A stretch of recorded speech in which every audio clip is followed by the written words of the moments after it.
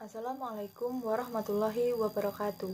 Kami dari kelompok 8 akan mempresentasikan hasil diskusi kami tentang tumbuh kembang anak.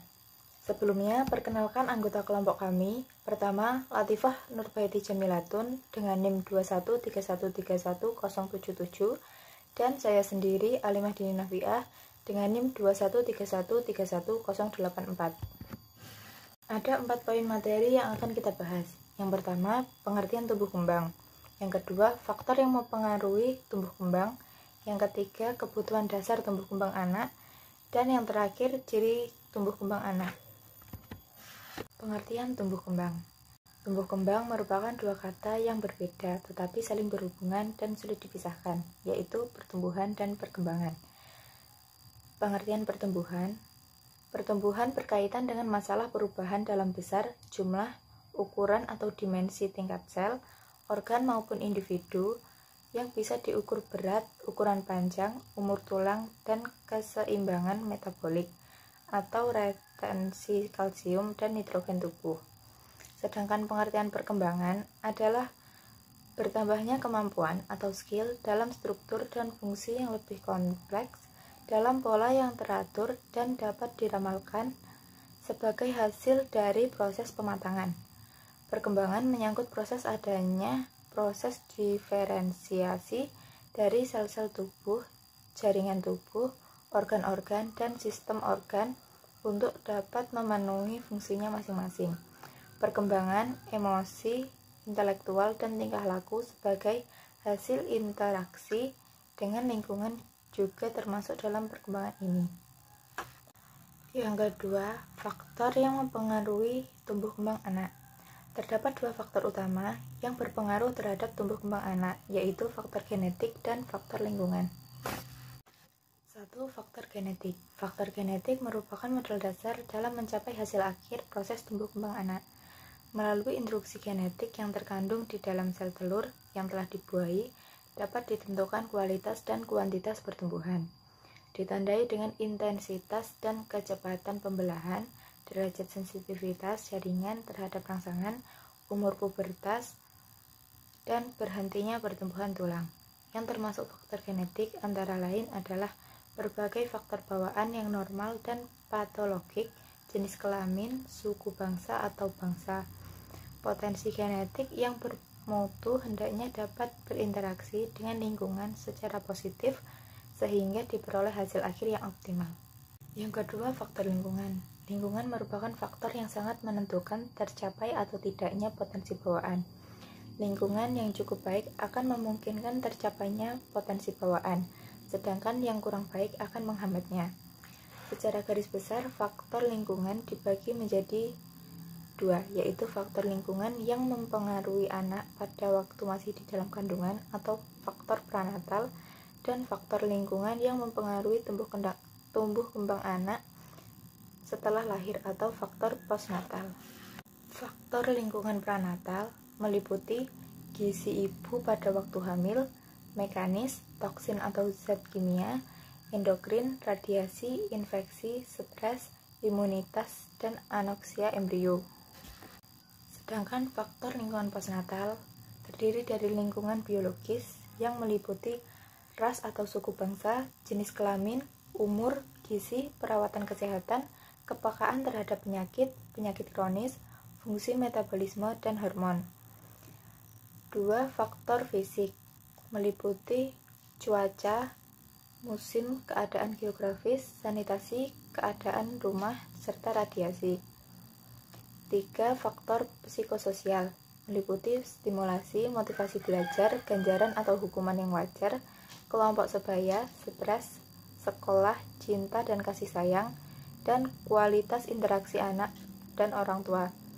Yang keempat, faktor keluarga dan adat istiadat meliputi pekerjaan atau pendapatan keluarga, pendidikan orang tua, jumlah saudara, jenis kelamin dalam keluarga, stabilitas rumah tangga, kepribadian orang tua, adat istiadat, norma-norma, tabu-tabu agama, urbanisasi, serta kehidupan politik dalam masyarakat yang mempengaruhi prioritas kepentingan anak, anggaran, dan lain-lain. Ketiga yaitu kebutuhan dasar tumbuh kembang anak.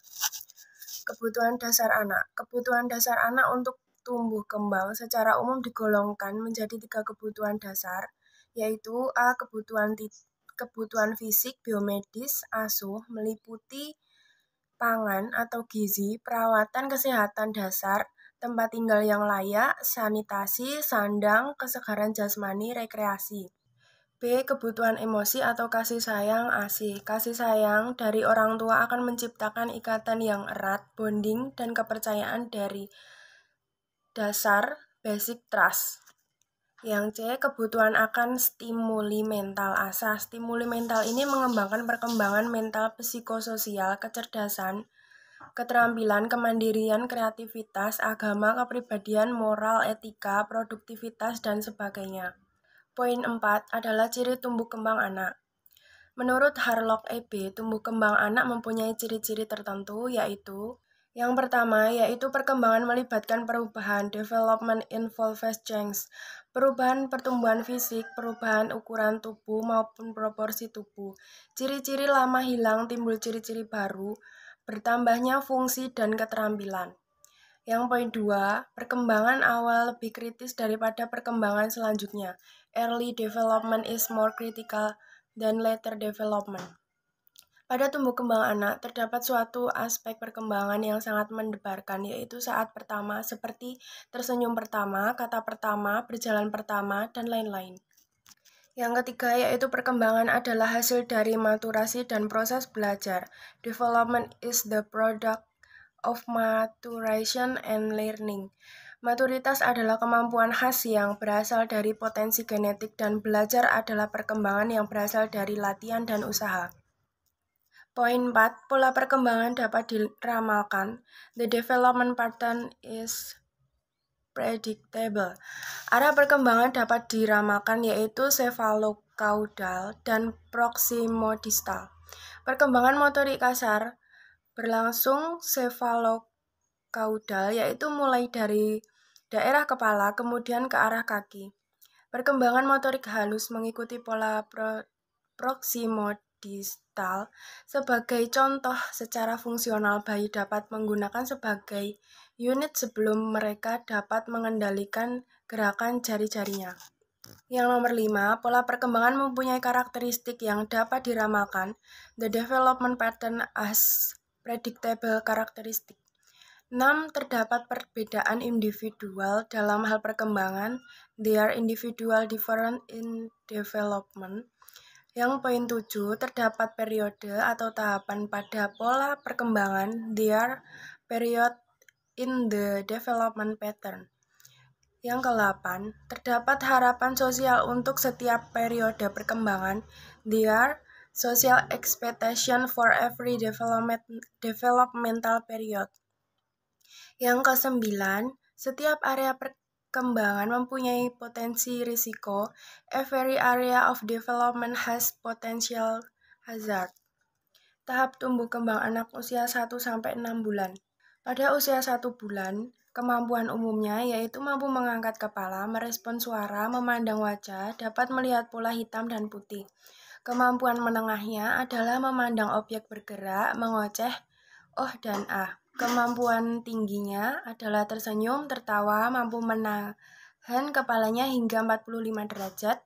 Pada usia 2 bulan, kemampuan umumnya mengoceh dengan suara dengkuran, memandang objek bergerak, menegakkan kepala dengan waktu yang singkat. Kemampuan menengahnya yaitu merespon dengan senyuman, tertawa, mampu menahan kepalanya hingga 45 derajat.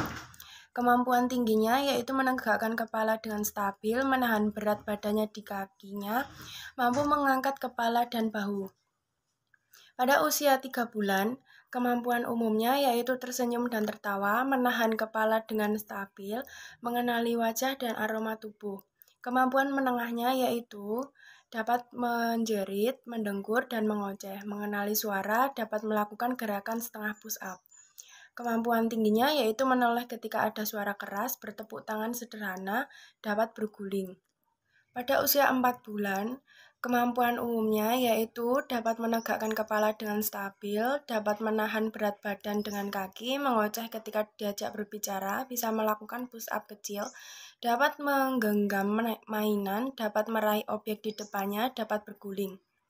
Kemampuan tingginya yaitu dapat meniru suara, contoh, mama, dada, tumbuh gigi pertama.